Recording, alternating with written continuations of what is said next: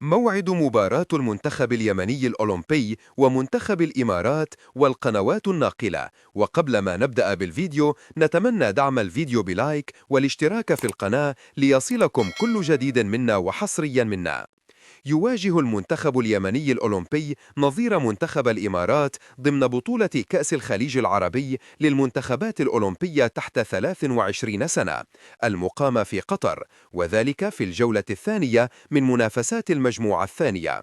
وكان أن افتتح المنتخب اليمني مشواره في البطولة بالفوز على منتخب العراق بهدفين مقابل هدف.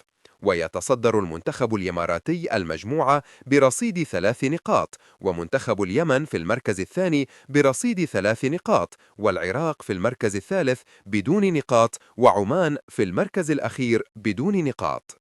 تقام مباراة منتخب اليمن ومنتخب الإمارات على أرضية ملعب أسباير في قطر، وموعد مباراة منتخب اليمن ومنتخب الإمارات هو يوم الأحد الموافق اليوم 7 من شهر ديسمبر الجاري، وتنطلق صافرة بداية المباراة عند الساعة 2:45 عصرا بتوقيت اليمن. والقناة الناقلة مباراة اليمن والإمارات هي قناة الكويت الرياضية.